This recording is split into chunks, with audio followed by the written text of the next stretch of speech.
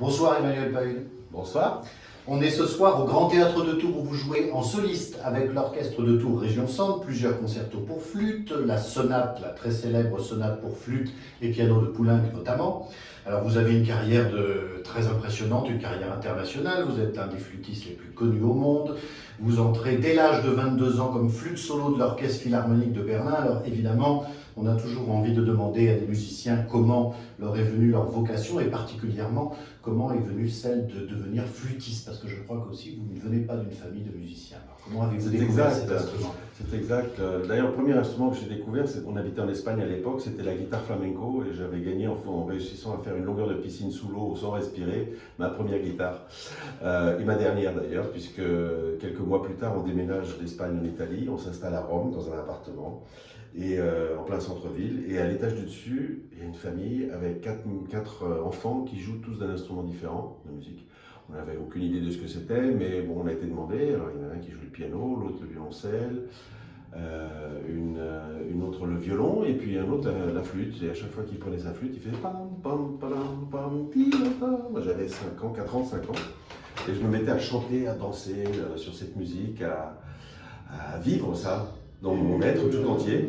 Et donc j'ai dit à ce moment-là, je veux devenir flûtiste, je veux jouer le concerto de Mozart pour flûte. Et c'est comme ça que ça a commencé en fait.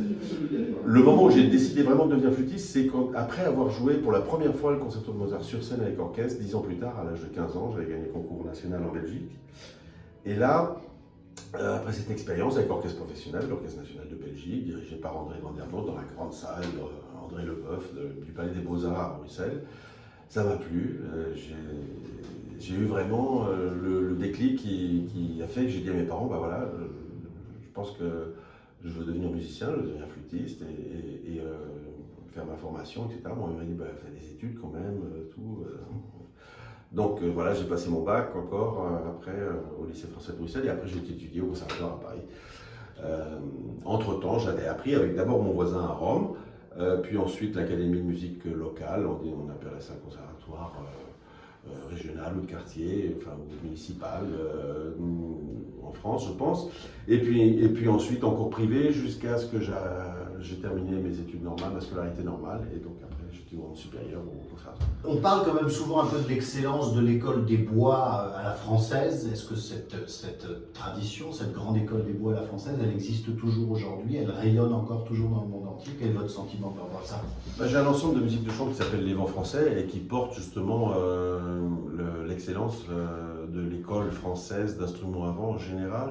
Il faut dire que quand il y a eu la révolution de la mécanique Böhm pour tous les instruments à vent, que ce soit la flûte, la clarinette, le hautbois, etc., on a quitté des instruments qui étaient hérités du baroque finalement et en leur mettant une mécanique, une acoustique nouvelle, en leur donnant des possibilités nouvelles. Ce sont des instruments qui ont été adoptés curieusement, alors qu'ils étaient inventés dans leur mécanique, dans leur concept par un ingénieur allemand, ont été adoptés en France dans la facture.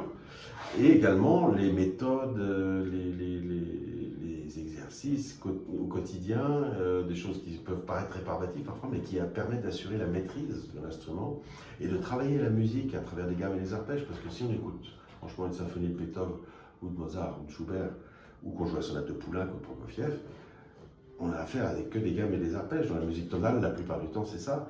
Donc, c'est des choses qu'on peut vraiment travailler super bien avec nos méthodes de Tafanel Gobert, par exemple pour la flûte, où moi j'ai commencé avec le débutant flûtiste Marcel Moïse, mais il a écrit aussi des collections d'airs de chant qui sont magnifiques, et on joue ça sur la flûte comme si on était sur la scène de l'opéra. Et à l'Orchestre de Berlin, vous diriez qu'on vous demande plus de jouer français ou de jouer allemand alors? À l'Orchestre de Berlin, c'est un orchestre qui est international depuis maintenant l'époque Karajan, je dirais depuis les années 70 en tout cas, même à sa fondation, le premier flûtiste était danois, ensuite plus tard mon professeur Nicolet Suisse à l'après-guerre était là-bas, ensuite James Galway dans les années 70, donc il y a toujours une tradition internationale de ce côté-là, et aujourd'hui on a un peu plus d'étrangers que d'Allemands dans l'orchestre.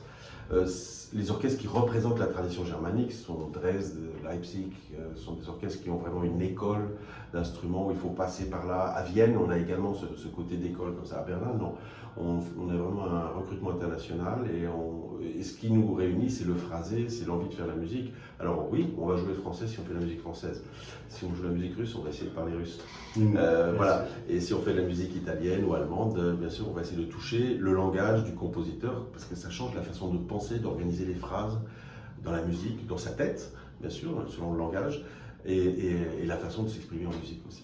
Mais à propos de style, alors moi, j'ai grandi comme beaucoup de musiciens en écoutant Jean-Pierre Rampal, qui avait un style quand même de flûte très particulier, puis qui l'a aussi beaucoup démocratisé dans le monde entier. Est-ce qu'aujourd'hui on joue encore de la flûte comme ça, ou est-ce que la façon de jouer de l'instrument a changé? L'art de jouer d'un instrument, je pense, est en évolution permanente. Et ce qu'on appelle la tradition, c'est des références à des choses essentielles qu'on a apprises du passé. Maintenant, le monde dans lequel on vit évolue en permanence, les salles de concert évoluent, les besoins évoluent, les connaissances évoluent, etc.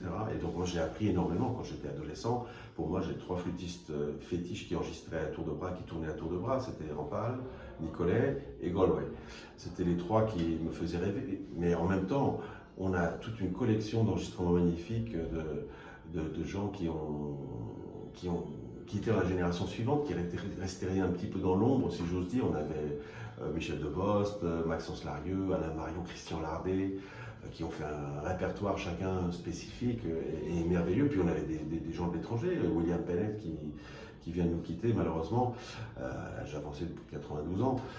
Mais voilà, tout ça, c'est des gens qui sont passés par l'école française de la flûte et qui en ont fait leur son personnel, leur voix personnelle finalement. L'école française de la flûte est une école qui apprend à maîtriser l'instrument pour s'exprimer et qui nous donne les moyens techniques de maîtriser et de sortir le meilleur de l'instrument. Après, ce qui fait la différence entre les uns et les autres, c'est ce qu'on a raconté. C'est la fantaisie de l'artiste, la dimension... Vous ne diriez pas qu'il y a eu un changement dans le son? On a l'impression qu'avant, il y avait plus de vibrato dans le son, il y avait quelque chose un peu plus de son époque. Aujourd'hui, on a l'impression d'entendre une flûte plus moderne, plus actuelle. Le style, la façon de jouer, d'utiliser plus ou moins de vibrato, d'articulation, de legato, des choses comme ça, sont des choses qui évoluent en fonction des connaissances qu'on peut avoir sur telle ou telle époque, etc., des collaborations. Il se trouve que quelqu'un comme Rampal et moi avons travaillé pour le sonate de Bach avec Trevor Pinnock à 40 ans d'écart, par exemple. Mais c'est pas du tout le même résultat, parce que c'est pas du tout la même approche, ni le même. Mais j'ai appris énormément des générations précédentes, des choses que j'ai envie de faire et envie de retransmettre et de continuer à transmettre, et d'autres au contraire dont j'ai envie de me débarrasser, parce que parfois c'est certains clichés par rapport à certaines pièces. Et voilà, moi j'ai eu la chance d'évoluer dans un monde qui est à la fois orchestre et solo, enfin pas à la fois, en alternance plutôt, l'un puis l'autre. C'est quelque chose que mes prédécesseurs n'ont pas fait, ils se décidaient très vite pour l'une carrière ou pour l'autre. Pour moi, le monde musical englobe un petit peu tout ça depuis 30 ans et j'arrive pas, j'ai aucune envie d'ailleurs de décider. Pour moi, c'est une harmonie parfaite.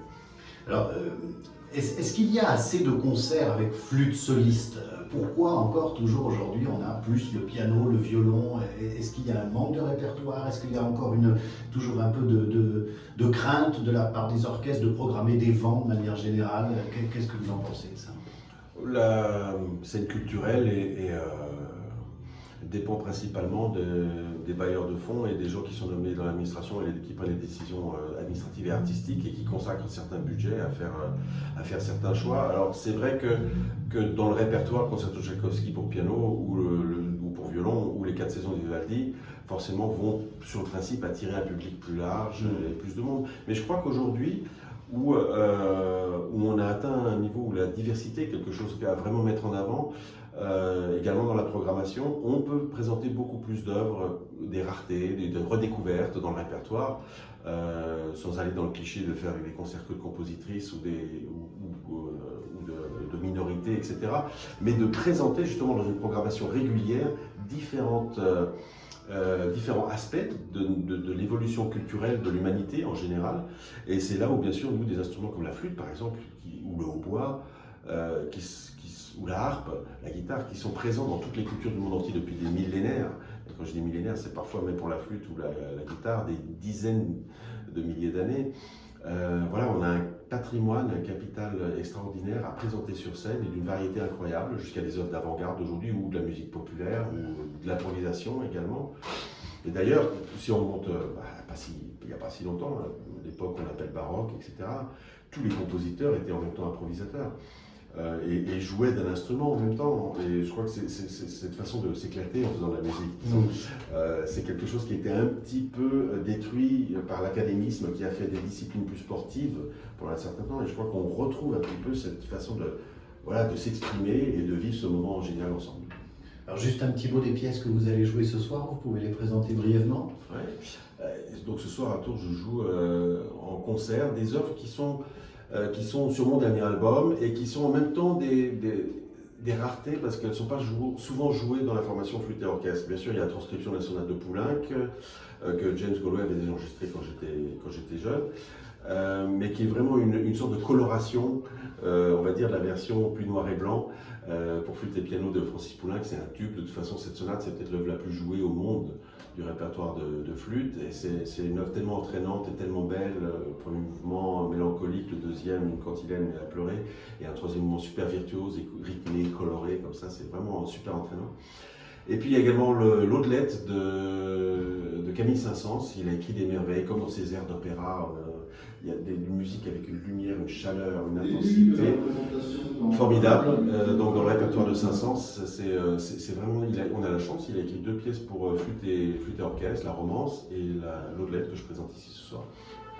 Et on a également le concertino de Cécile Chaminade au programme. Alors là, une compositrice géniale qui a fait plein d'œuvres. Là, c'est l'opus 107 pour flûte et orchestre. Flûte et piano, elle a fait 2 versions différentes. Un grand orchestre, on a un trombone, on a 4 corps, on a vraiment, c'est la fête. Et c'est d'une beauté, des phrases infinies qui nous posent le challenge de la respiration, puis de la virtuosité au milieu, une petite cadence et un final époustouflant. Enfin, c'est un moment de... Une grande compositrice qu'on est en train de redécouvrir, Cécile Chaminade. Oui. Eh bien, merci beaucoup. Alors, une dernière petite question. Je crois que vous avez accepté un peu de parrainer l'association Petite Main Symphonique, qui est un orchestre de jeunes musiciens qui existe depuis 20 ans. Et c'est vrai que la transmission aux jeunes générations, notamment de l'amour de votre instrument, je pense que c'est important pour vous. Qu'est-ce que cela vous inspire, ce genre d'initiative? Pourquoi avez-vous envie de le suivre? Et puis, de manière générale, est-ce que vous êtes un peu inquiet pour l'avenir de la musique classique auprès des jeunes générations?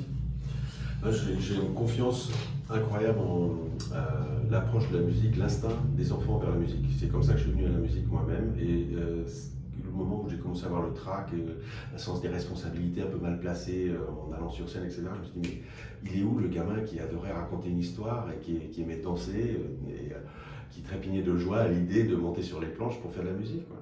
Et c'est ça qui m'a guidé et qui me guide toujours aujourd'hui pour chaque concert, et c'est quelque chose que j'ai envie de partager, et c'est pour ça qu'une initiative comme les Petites Mains Symphoniques, de faire de la musique ensemble avec les instruments différents, un travail de qualité sur des répertoires, selon les projets, vraiment tellement vraiment d'illustrer tout ce qu'on peut faire de beau et de bien ensemble, et de voir qu'en additionnant les voix des uns des autres, on arrive à des choses d'une harmonie et d'une dimension incroyable. Je crois que c'est le début d'une vie placée sous le signe de la générosité et du partage.